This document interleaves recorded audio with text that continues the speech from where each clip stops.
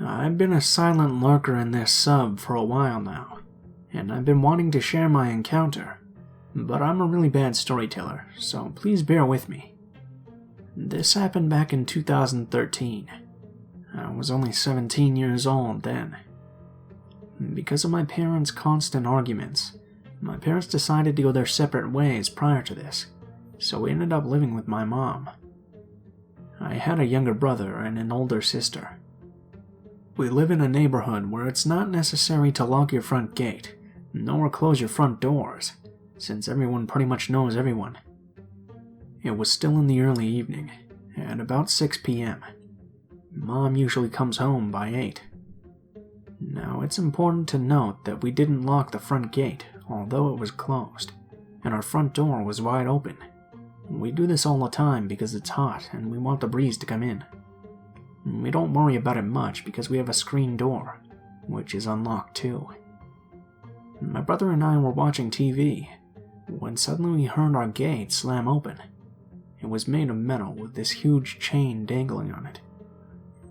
I immediately jumped out of the couch and stood in front of the screen door to see who came in and slammed the gate that loud.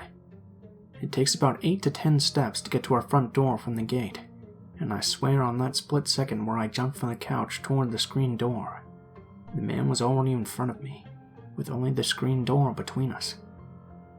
He looked to be about 30 or 40 years old, only wearing a white and very dirty tank top. It was ripped in some areas, and it looked like he had rolled around in the mud or something. He had a beard and was carrying something bloody. His hand was bloody too, and he had a crazy look in his eyes. He was also panting, like he had to run all the way to get to my house. I was terrified, and my hand was already on the screen door's handle. I was holding it closed. I knew right then and there that he was not supposed to be at our home at all. I didn't want him to see me lock the door since it might provoke him, so I didn't say anything. I just froze right in front of him. He says, "I'm a friend of your dad. He ordered this and wanted me to bring it over." He lifted the bloody cellophane so I can see it from eye level. There was meat inside. I have no idea what kind except that it smells so bad. "It's just 120 pesos. 2 kilos, he added. And that's about $2.36 if converted. I can feel my hands shaking at this point. I didn't believe a single thing that he said, so I told him, "No, we're okay. My dad changed his mind and we don't want to buy it. Thank you." I locked the door and I still held it close since it's just a barrel bolt lock. I knew that if he were even just to try to jiggle the handle, the lock would move and it would be open in a jiffy. He didn't say anything more, and just kind of looked to the side where our front gate and the sidewalk is, and then he looked back at me. I saw him put the cellophane down on the floor, and calmly walk back to our gate, and then he ran away as fast as he could. As soon as he was gone, our neighbor, he's just a few years older than me, approached me and asked us who that was. I told him that we had no idea. We looked at the meat, and it was soaked with blood, dark blood, and we were both terrified since it's already dark, and we both just wanted to be in the safety of our own homes. He offered to throw the meat away from me, and I ended up cleaning the blood from our front step. I called my mom and told her what happened, and she told us to immediately lock the gate and close both doors until she got home. We told our dad about it too, and he told us that he would never order something from someone as crazy looking like that. The whole neighborhood knew about it, and from then on we always made sure our gates and homes were locked. We asked around, and they said it was actually just a man who was probably high on cocaine or turned crazy, and was seen a few times in the area. They said he had a family, and they abandoned him for having an unstable mind, and he has been wandering around ever since. Up until now, I still don't know what kind of meat that was, or where he got it from. My sister and the neighbor told me it was probably a stray dog or something, but they probably just told me that to reassure me that I didn't see human meat. Not like it made me feel any better that it was a random animal, since it took me a long time to get over that incident. I didn't ask my mom about it again, and my mom told me not to worry about it, and that you'll make sure it'll never happen again. I've tried blocking it out of my mind ever since, but reading terrifying stories here made me remember how terrifying it is to meet unstable people like this.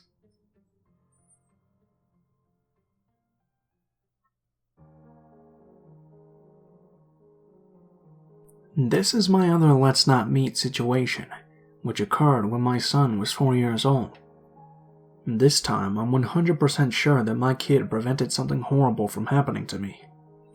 By way of background, I live in Milwaukee, which has the honor of being the most racially segregated city in the country. It's a cool city overall, but we have a really shitty inner city with a ton of poverty and violence and gang activity. At the time this happened, I was living in a sort of in-between area. Not the ghetto, but not a super nice area either. I was a 22-year-old single mom. I lived in a ground floor apartment on one of the main streets. I parked in the back alley behind the building. My front door faced the street and I had a side door too, with a walk running between my building and the one next door. I got home in the middle of the afternoon on a Saturday with my kid. As we drove down the alley to get to my parking spot, I saw a guy in a hoodie just sort of lurking around by where I park. It was weird because it was warm outside and he had his hood up, but there were a bunch of gangster wannabe kids in the neighborhood, so whatever. It was definitely an odd place to just be standing though. As I got close to the building and started pulling into my parking spot, he turned around and started walking toward the street, past my side door. He had definitely left because I arrived. I figured he was just smoking a blunt or something. I didn't think anything of it, and then I got my son and some bags out of the car. I went the same way the guy had just taken, to my side door. I didn't see him at all though. My son and I went inside, and I was in the process of putting stuff down when my doorbell rang. I wasn't expecting anyone, and I immediately thought it was this guy. Being young and naive, I answered the front door. It was the same guy, still with his hood up. He immediately smiled at me, but not in a friendly way. He looked to be about 16, cornrows with a fake gold grill that was studded with little fake diamonds. I regretted opening the door, but here I was, so I went with it. Hi. He kept staring at me and said nothing. At this point, I saw another kid in a hoodie pacing behind him on the sidewalk and looking at us. I was quickly realizing that this was not a good situation. My son, who I had temporarily forgotten about, came up behind me. He did the shy little kid thing where he stood behind me and poked his head out from behind my butt to look at the guy. Hoodie dude looked at him for a couple of seconds and then back at me. Yo, is Danielle around? I don't know who that is. Maybe try the other door. I gestured to my neighbor's door to my left. You sure? Yeah, sorry. And he left, walking in the opposite direction of my neighbor's door. Hoodie dude number 2 followed him. I thought it was really weird they didn't even try to check the next door for Danielle. I thought the whole thing was just weird. My boyfriend got to my apartment a few minutes later, and I was glad to see him. He had a really old Jeep that he always parked out front on the main street. When he went out to get something from his car shortly after he arrived, it was gone. Car theft was a pretty common thing in this neighborhood, but stealing it from the main street in broad daylight was pretty ballsy. So we called the cops, filed the report, the whole nine. I told the cop about the hoodie dude since it seemed like it could be important. I was able to give a good description of the guy who came to my door asking for Danielle, but I had no idea if it was relevant. And the fact that the Jeep was stolen shortly after these guys were around, though, seemed pretty suspicious. That's where the story ended. Till 2 days later, I got a call from a different cop with the downtown precinct. He told me they had found the Jeep, and other than the ignition, it wasn't damaged. He asked if I could come in downtown to do a lineup, see if I could identify the people who knocked on my door right before the Jeep got taken. That was weird. A lineup for a stolen car. But I agreed. He asked if I could come down in a couple of days. Also weird that they wouldn't want me to do it right away, but I was mostly focused on the fact that doing a lineup was pretty cool. I go to the downtown precinct a couple of days later. The way this went seemed sort of unorthodox, but it was what it was. The two detectives took me into a dark room, where a woman in her 50s was sitting with a young woman in a wheelchair. The young woman's lower leg was in a giant cast, with this whole metal contraption surrounding it, with maybe a dozen metal rods going into the cast itself. At this point I had no idea what the hell was happening. The detectives instructed us that we weren't to say anything during the lineup, except if we wanted the guys to turn around or whatever, and that we couldn't talk to each other at all. Okay. We ended up having to wait in the room for almost an hour, in the dark, awkwardly not speaking. They explained it was taking more time than anticipated. Finally, we got started. They did 2 lineups and gave us forms to mark. 1, 2, 3, 4, 5, or 6. There was a large window in front of us, and they explained that the man couldn't see us. They turned the lights on in the room behind the window, and brought each guy in individually. I couldn't identify anyone in the first lineup. I felt sort of bad actually, but I just couldn't. The second lineup started, and I didn't recognize guys 1, 2, or 3. Number 4 came out though, and I immediately recognized the dude who had knocked on my door. After the second lineup was done, they brought the other 2 women into the hallway and told me to stay put. After a few minutes, they came back to get me. The detectives asked if I recognized anyone, and I told them I was sure about number 4 in the second lineup, but couldn't identify anyone in the first. They had me sign 2 forms, 1 for each lineup. When I gave the forms back, the detective told me that they could tell me what was actually going on now that the lineup was done. Good, because I was confused as fuck by this point. They explained that number 4 was indeed one of the guys they arrested with my boyfriend's Jeep. The guys had stolen the Jeep and driven to a nearby part of town, into a quiet and lily-white neighborhood. I'm also white, so this is relevant. They came across a young couple unloading groceries from their car. The young woman with the leg contraption was the female half of that couple.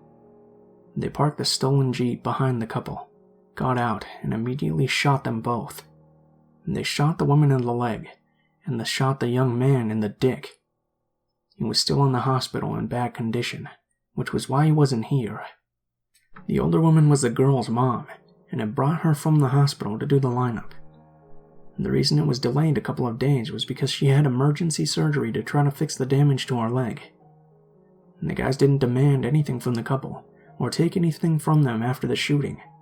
They just immediately shot them. The young woman managed to remember the license plate number of the Jeep, and they were apprehended in a corner store when a cop saw the stolen car parked outside.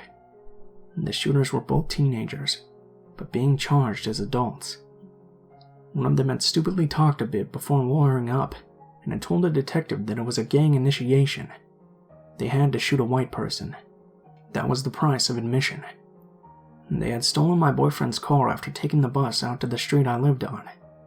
They figured it would be easier to get away if they had wheels. The detectives were pretty sure I had been the original target of opportunity, but couldn't explain why they hadn't gone through with it. Nerves, maybe.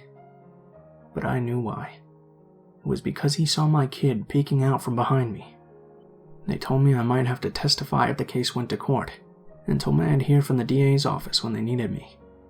A couple of months later, one of the detectives called me and told me that the hoodie dudes pleaded out to attempted murder charges in exchange for reduced time. The guy who got shot in the dick survived. I didn't ask how many years, but I assumed they're probably still in prison. As an ironic postscript to the story, my boyfriend had the same Jeep stolen from the same spot in front of my apartment about 4 months later, also in broad daylight. That time, they didn't find it right away. He was staying at my house weeks later, when he got a call at around 2 a.m. from the MPD arson unit. They torched it and left it in the middle of the street in a notoriously violent area of the city. I moved after that.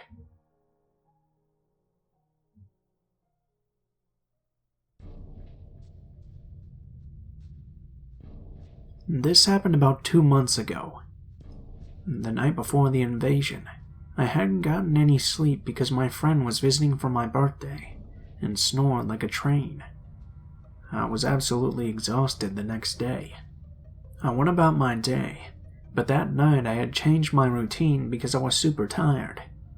Usually I would be up until 6 a.m. just doing things, taking a shower, whatever I felt like doing.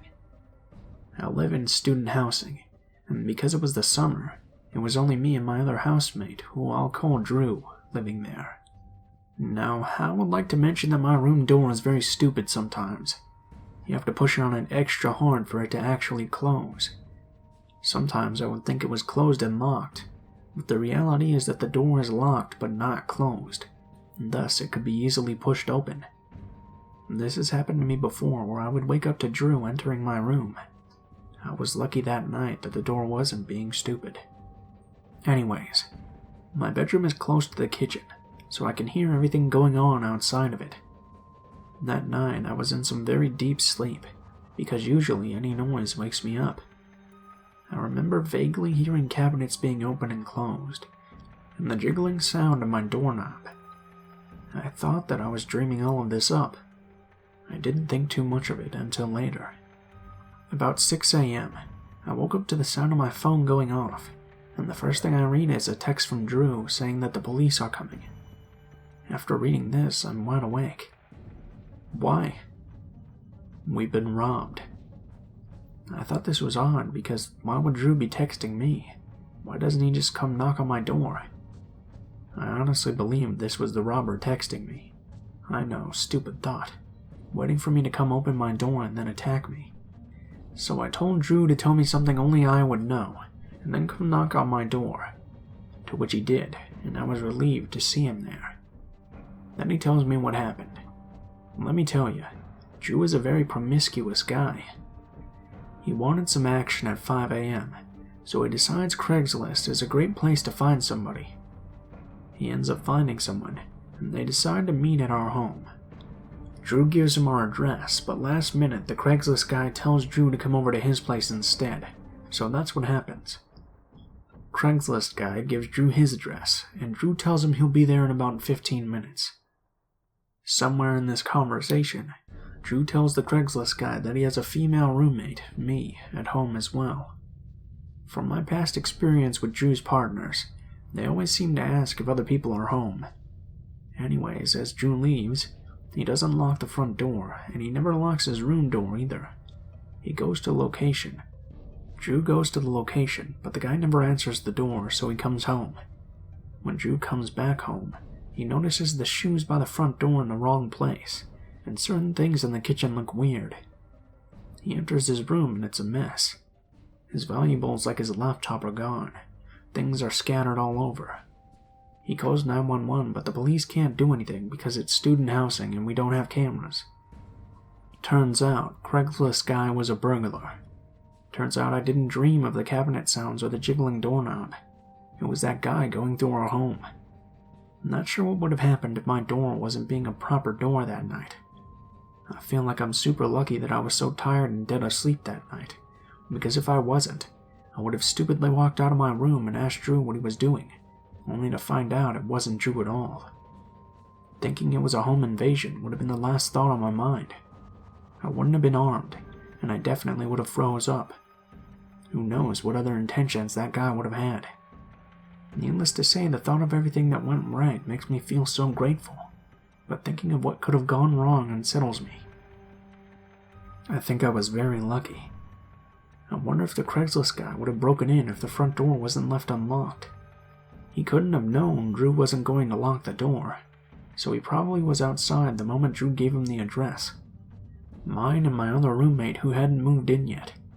The other rooms didn't have tenants yet, so they were left wide open by the landlord. Do burglars usually enter locked bedrooms? I'd think so if their intention is to steal, which his clearly was. I guess he didn't know which room contained me, so he didn't want to risk running into somebody. Who knows? All I know is sometimes people get murdered from Craigslist meetups. I get paranoid being home alone now, and I have Drew to thank for that. Lock your doors. Don't use Craigslist for hookups, and if you do, don't be like Drew. Be smart about it.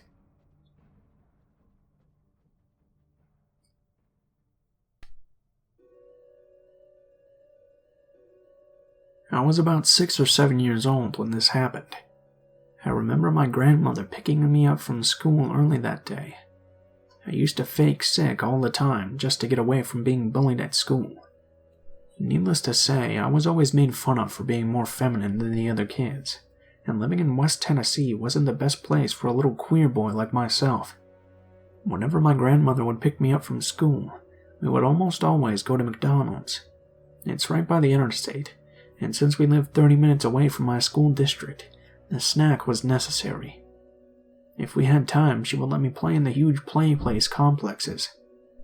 You know, the ones with the pink spiraling slide and that super high suspended netted bridge. She knew right away that I wasn't sick, and I fessed up that some kids had been calling me a fag and were threatening to beat me up at recess, so I made myself vomit in the hallway on the way back from lunch. I didn't throw up on command, though. I put a gross concoction of whatever was left on my lunch tray into my mouth, and masticated the food but held it in my mouth to spit it up, so I could really convince the teacher I was sick. It worked. That being said, I was very hungry, and a chicken McNugget and a cold Coke were the only things that could hit the spot. Nanny, what I call my grandma, felt bad, and decided to let me play by myself in the play place while she ordered the food. I was very young and very naive. I would literally be your best friend regardless of who or what you were. It wasn't until later in my life that I got my wits about me. I walked into the play place, and there was a man sitting at the lower entry of the complex, and the closest one to the small green slide for little kids. He had a red, close-shaven beard and a receding hairline. He shot me a warm smile and waved me over as I was walking in. Note: school is in session and no one is in the play place area or room. I was thrilled that I had someone to play with. I walked up to him like a sheep with a death wish. "Hey, buddy. Did you want to go in here and play follow the leader with me?" I told him yes, and he turned around quickly and entered the complex. I followed him, but he was really fast. I could hear the loud shuffling of his large adult body navigating the small plastic tubes. He was going higher. I figured he was probably going to the pink slide at the very top of the structure, so I tried to find a better way to beat him there. I make my way up across the netted bridge and around the 180-degree turn to see the green tube that goes up to the pink slide. For some reason, I started getting little chill bumps all over, and just generally felt kind of creeped. It was like some primal sense had been suddenly turned on, and I was awake. Stupidly, I began inching my way forward to play follow the leader, which obviously I'm not very good at. As I got up to the green tube, I could see half of him in a crouched position at the landing to the pink slide. He says, "Aren't you gonna follow me?" I lean closer to start going up the tube when I hear Nanny screaming my name. She had a sense of concern that I had never heard in her voice before. I look up and see the man's smile go to an expressionless face. His hand waving forward moves back down onto the mat, and he just looks at me. I look back at him, and for a second, I felt something more sinister than just a game was being played. I turned around and bolted to the other side of the compound, expecting him to be hot on my trail. But he wasn't. I made it to the exit that had you climb down platforms to get out of the complex. I could see Nanny and a few employees standing in the play area. She asked me what was going on. She had seen a man moving through the structure and knew I was in there alone. I told her that I was playing follow the leader, and it was fine. I wanted to go back and finish playing at this point, despite the way I had just felt. Fucking idiot. Nanny told the employees that adults should not be playing in there with children if they didn't have any of their own, and grabbed me by the arm and left. I got my nuggets, but we didn't go back to McDonald's for like a month. Looking back on it, I can't believe how stupid I was and the potential danger I put myself in. This McDonald's was right off of I-40, and that guy could have been up to some nefarious shit. Or maybe, I guess he really just wanted to play follow the leader. Whatever the case, creepy guy who plays in children's play areas. Let's not meet again.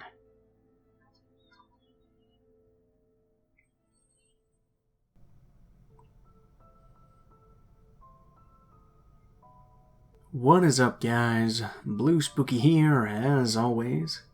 I just wanted to thank you guys so much for watching, especially if you made it this far to the end of the video. If you guys like the video, please feel free to leave a like, comment, or subscribe if you feel so inclined.